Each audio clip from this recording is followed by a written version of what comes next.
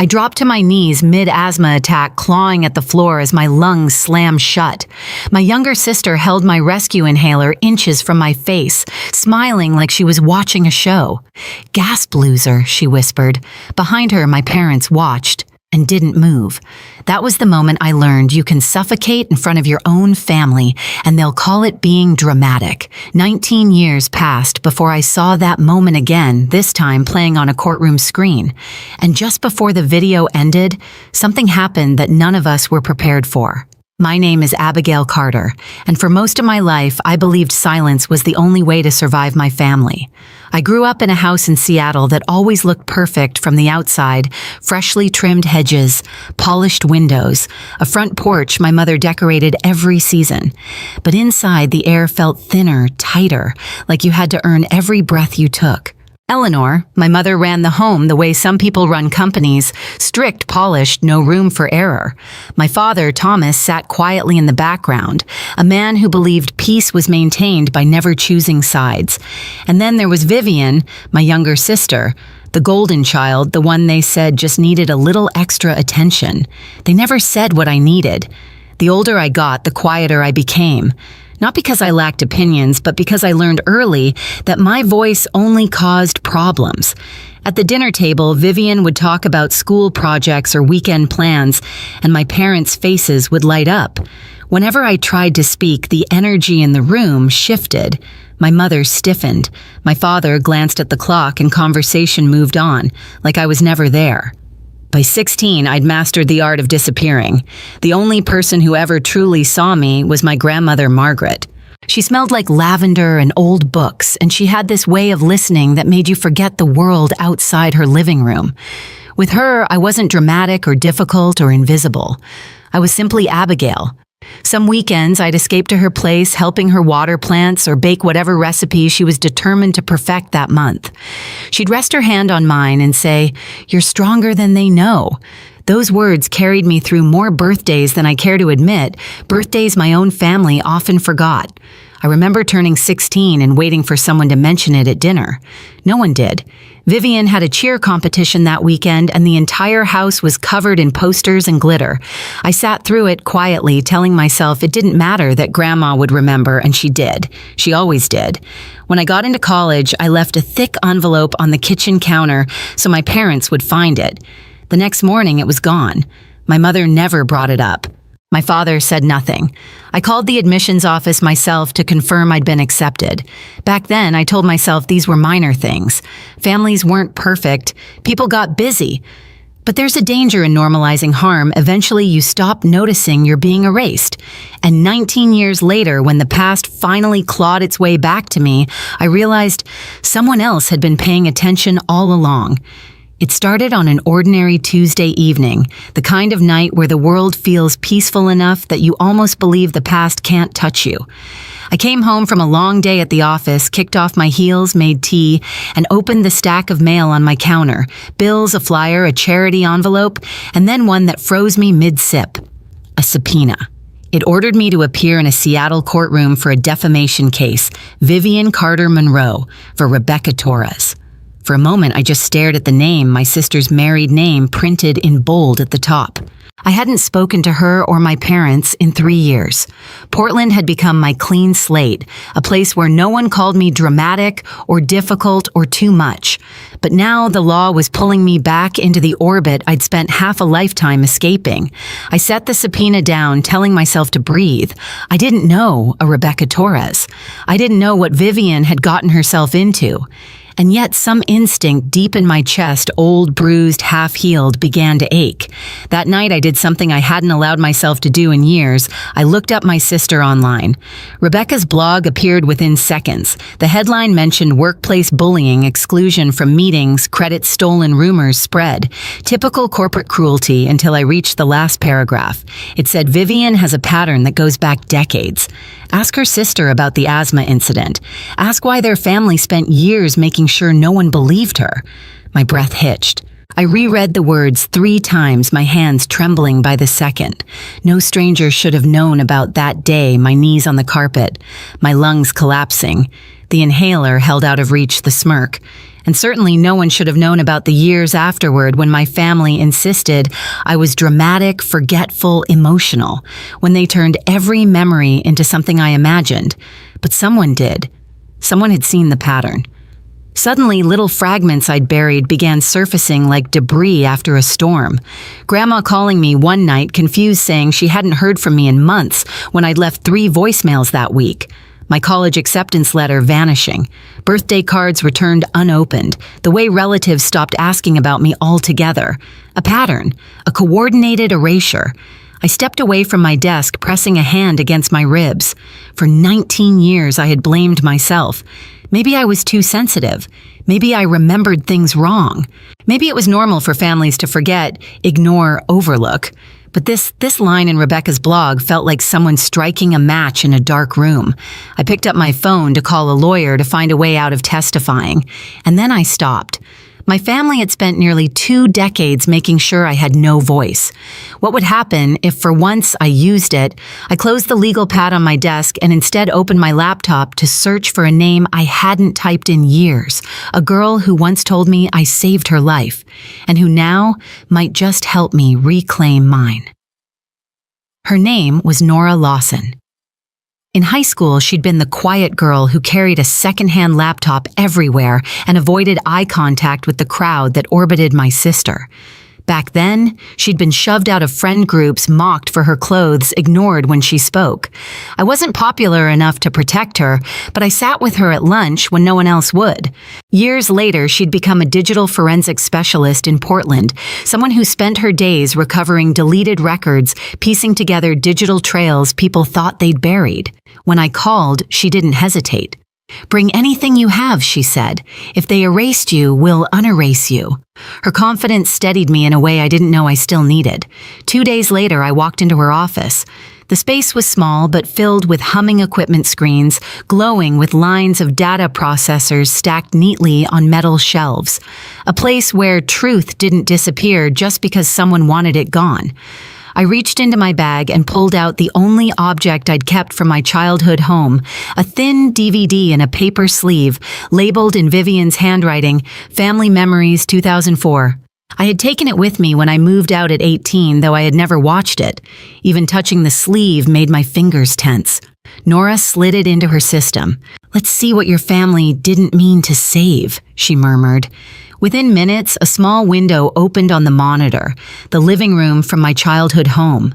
The camera shook slightly as Vivian's younger voice filled the speakers, giggling as she zoomed toward herself in the reflection of the dark TV screen.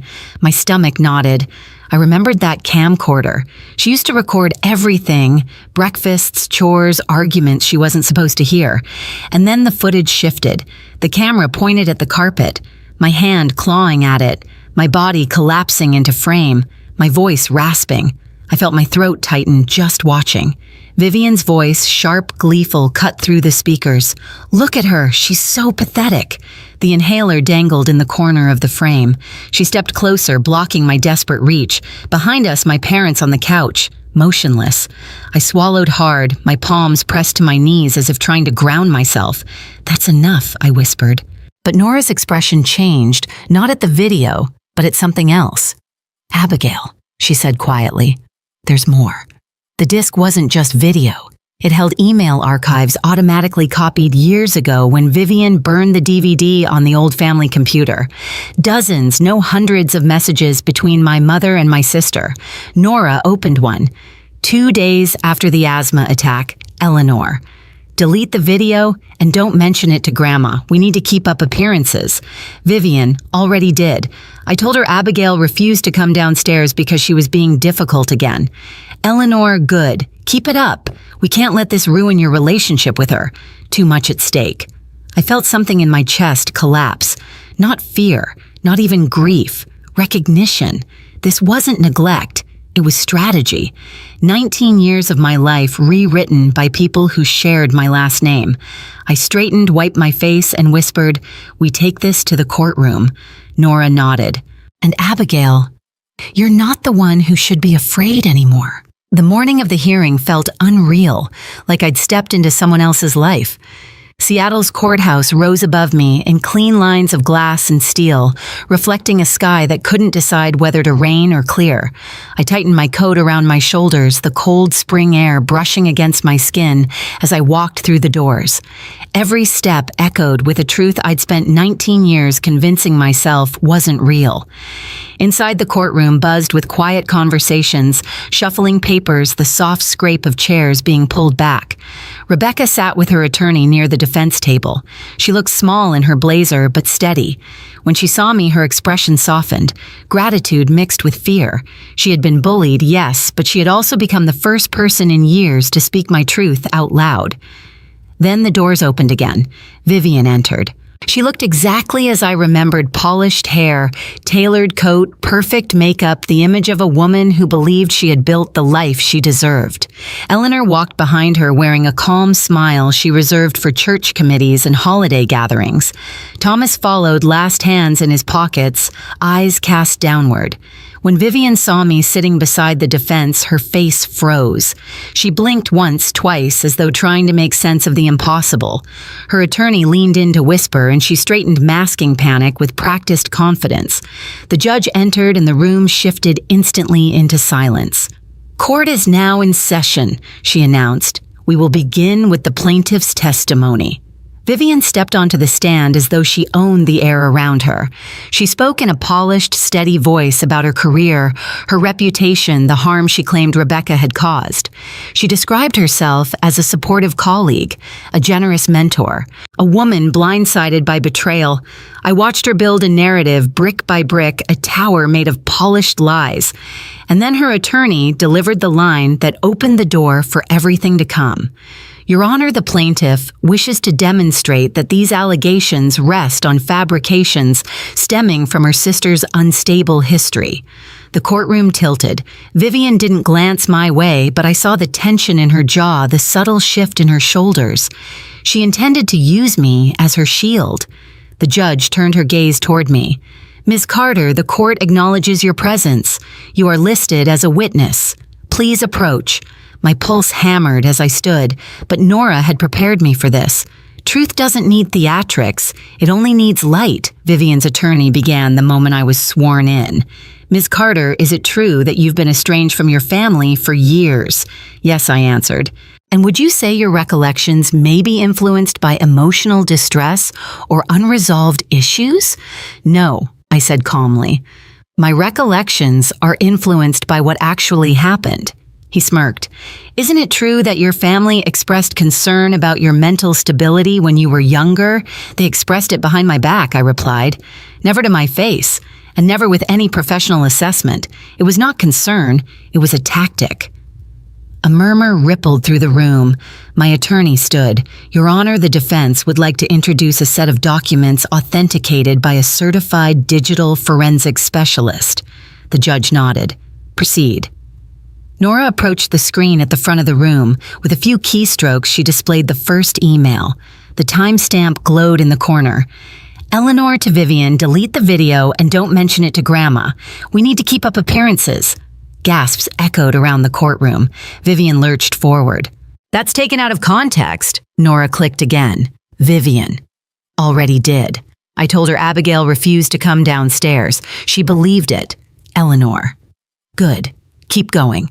Too much at stake." The judge held up a hand. "Ms. Monroe, you will remain silent while the evidence is being presented." Vivian sank back, eyes wide, breath shallow. Then came the line I had waited 19 years to hear spoken by someone with authority. "Before we begin," the judge said, turning to the room, "let's watch a family video." My stomach twisted, not with fear, but with anticipation. The truth was no longer mine alone to carry. The lights dimmed slightly as the footage emerged on the screen. Me at 17 collapsing onto the carpet, my fingers stretching toward the inhaler. The sound of my own gasping echoing through the speakers like a ghost dragging chains. Vivian's voice rang out, chilling and bright. "Gasp, loser." A few people in the gallery covered their mouths. On the screen, my parents sat motionless on the couch, watching, not moving, not helping. The judge's expression tightened. Rebecca's attorney looked stunned. Even Thomas closed his eyes, shame radiating off him like heat. But Eleanor didn't look away. She stared at the screen with a cold stillness that chilled the room. Then the camera caught something else, a reflection in the glass cabinet. Vivian holding the inhaler behind her back, smiling. When the video ended, the silence was so thick I could hear the hum of the overhead lights. Vivian rose unsteadily. This is edited, this isn't... But her voice broke. Her hands shook. And then, exactly as the thumbnail described, she trembled and started screaming. You don't understand. You don't understand what it was like. She was always in the way, Mom said. Mom said, Ms. Monroe. The judge cut in sharply. Sit down. Her screams dissolved into panicked sobs. Eleanor reached for her, but Vivian jerked away, unraveling in front of everyone. For the first time in my life, I witnessed the truth strip away every layer of their carefully crafted image. The judge cleared her throat. Based on the emails, the video evidence, and the documented pattern of behavior described in testimony, the court finds that the plaintiff's claims lack credibility. Furthermore, the evidence strongly suggests a long-term pattern of psychological mistreatment within the family. Vivian whimpered into her hands. Eleanor sat frozen fingers curled tightly around her purse strap. Thomas stared at the floor, shoulders hunched as though the weight of decades had finally settled on him. The judge continued, voice steady. This case is dismissed. Costs will be assigned to the plaintiff. The implications of these documents will be referred to the appropriate civil courts for separate review. The gavel struck. A sound like a door slamming on an entire chapter of my life. I exhaled for what felt like the first time in years. As the courtroom dispersed, Vivian sat collapsed in her chair, mascara-streaked breath shaking. Eleanor remained stone still. Thomas approached me softly, voice barely audible. Abigail, he whispered. I'm sorry. I met his eyes, and for once he didn't look away. You should have been, I said gently. A long time ago. Then I walked out of the courtroom, leaving their silence behind me, stepping into a future finally free of theirs. The civil court proceedings that followed moved slower than the trial, but the outcome carried a weight I still feel in my bones. The judge reviewing my grandmother's estate examined every entry in her journal, every email Nora recovered, every instance where my mother and sister had painted me as unstable or uncaring. What emerged was a pattern so deliberate it no longer surprised me, only clarified what I had spent years trying to name. In the end, the ruling was clear. The original inheritance had been influenced by deception. Vivian was ordered to return roughly $180,000 in assets she'd already folded into her life renovations, a car weekend retreats. For a woman who'd built her identity on being the favored one, the financial blow was nothing compared to the public unraveling. Her employer launched an internal review. Her husband filed for separation. By summer, she was living alone in a small apartment across the city. Eleanor didn't lose money. She lost something she valued more, her reputation.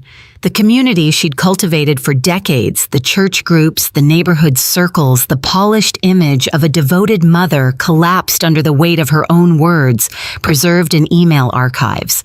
Invitations disappeared. Conversations stopped. She became a woman people whispered about instead of admired. As for Thomas, he reached out once more, this time with honesty. He didn't ask for forgiveness. He asked for understanding, and I gave him the only thing I could space to start over, but not walk back in. And me, I finally exhaled. I created the Margaret Carter Fund, a small foundation helping survivors of family psychological abuse rebuild their lives. It felt like giving back what my grandmother had given me, proof I was never invisible. In the months that followed, I learned something simple but life-changing. Family isn't defined by blood, but by the people who see you, believe you, and refuse to let you disappear. My past didn't vanish, but it no longer owned me. I finally breathed freely, not because my lungs were stronger, but because the truth was. If my story resonates with you, share your experience in the comments and hit subscribe. You never know who might need your voice today.